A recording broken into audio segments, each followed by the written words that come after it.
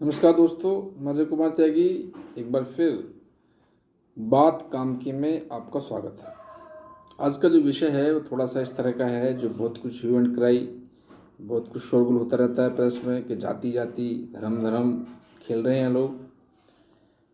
और मुश्किल ये है कि जो कुछ लोगों की मानसिक स्तर बहुत कम है और वो कुछ बोलते हैं,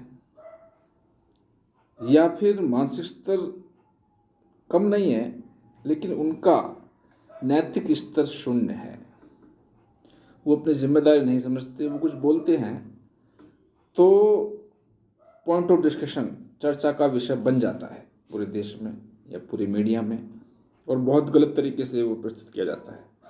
तो आज का विषय वही है कि जाति धर्म ये सब क्या है या क्यों इतना बोला जा रहा है।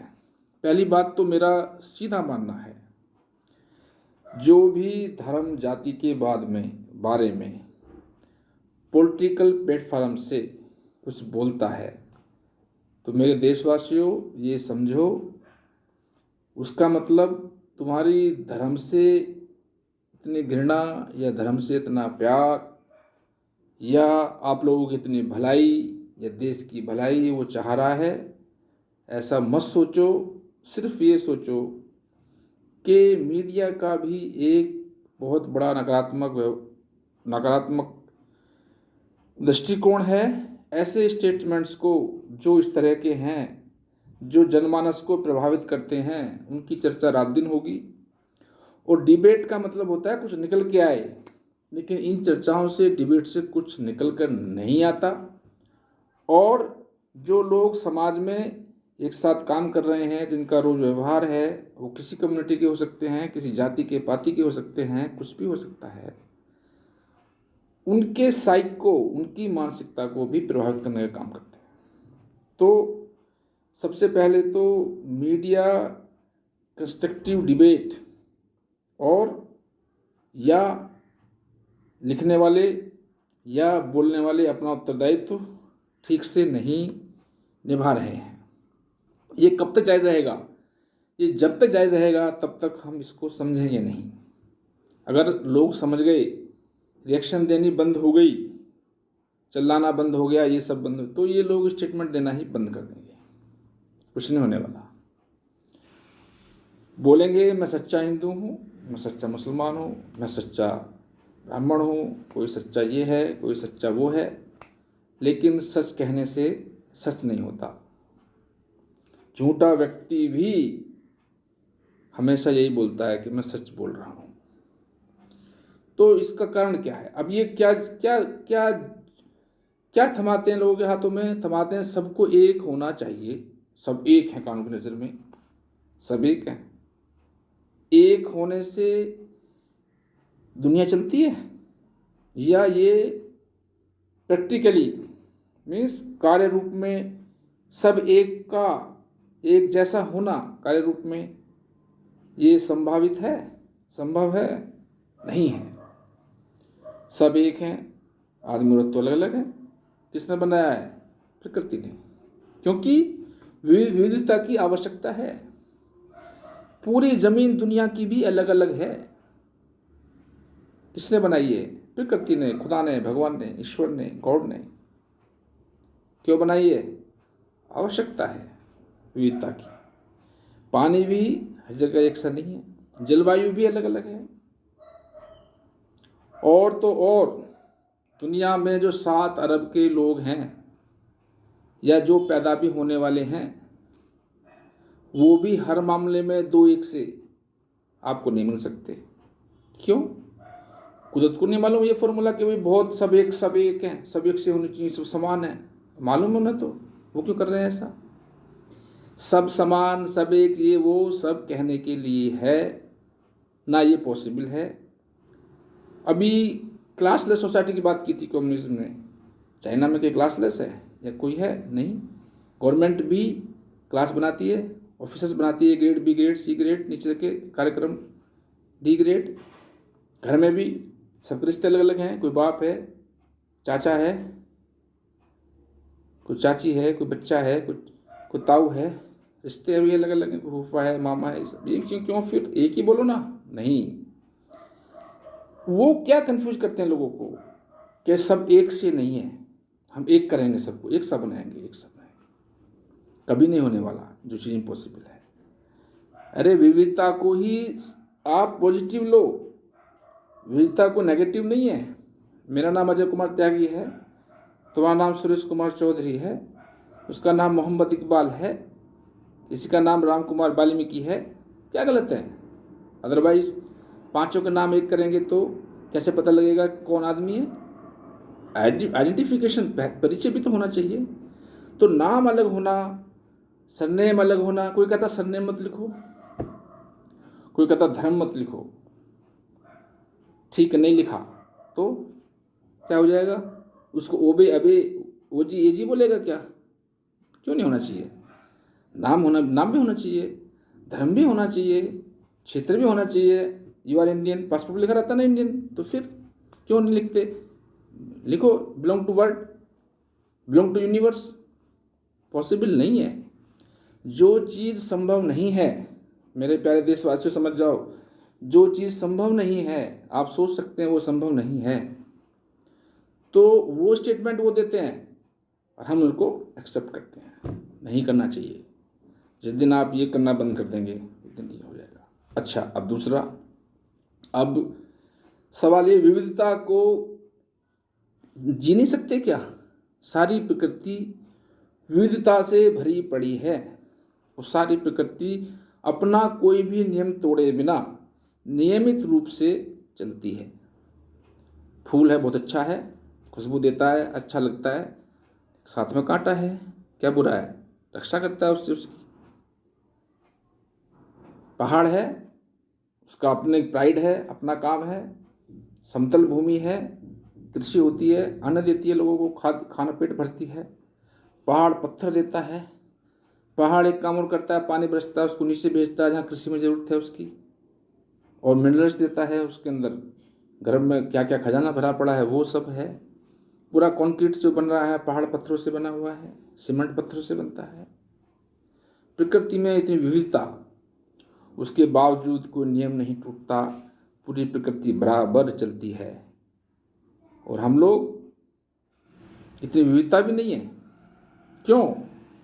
प्रकृति में जो जो जो हो गया वो हो गया एक बार, लेकिन ह्यूमन बीइंग में फ़र्क क्या है? हम एजुकेट होते हैं, हम पढ़ते हैं, हम ट्रेंड होते हैं, हम लर्न करते हैं, तो उस विविधता में एकता को नहीं पढ़ा जा सकता। दूसरी तरफ हम आते हैं कि वो चोरी करता है, वो नाका डालता है, वो ये करता है, लोग बिगड़ रहे हैं, बच्चे ठीक नहीं हो रहे हैं। अरे भाई, ठीक है नहीं हो रहे हैं, आप क्या कर रहे हैं? सिस्टम क्या कर रहा है?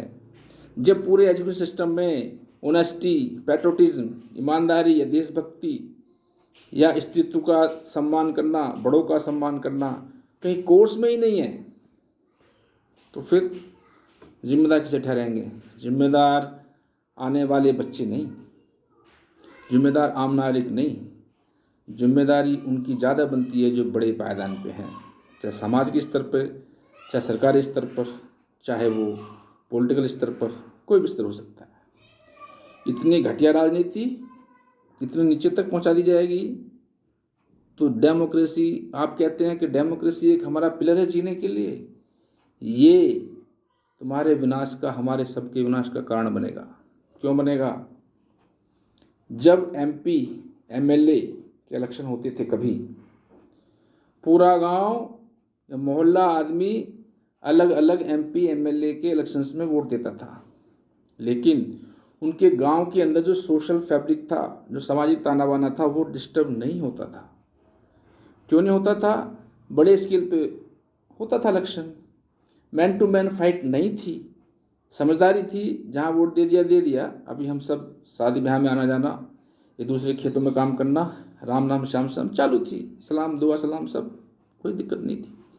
लेकिन प्रजातंत्र जड़ों तक पहुंचाने के बहाने से इन्होंने प्रधानी का इलेक्शन, मेंबर का इलेक्शन, ये सब चुनाव गांव के घर घर पहुंचा दिए। कोई भी सरकार चाहे किसी भी पार्टी के हो, खाली दो ही क्लास मानी जाती हैं, एक सरकार जो रूल कर रहा है और एक जिस पर रूल किया जा रहा है, दो ही क्लास हैं देश में। ये सब वो हिंदू मुसलमान, ये मराठी, ये हिंदू, ये कहाँ, ये क्षेत्र वेत्र, ये सब बेकार की और दूसरी बातें हैं। वहाँ पे केवल दो ही क्लास होती हैं, एक क्लास रूल कर रही है और जिन पे रूल किया जा रहा है।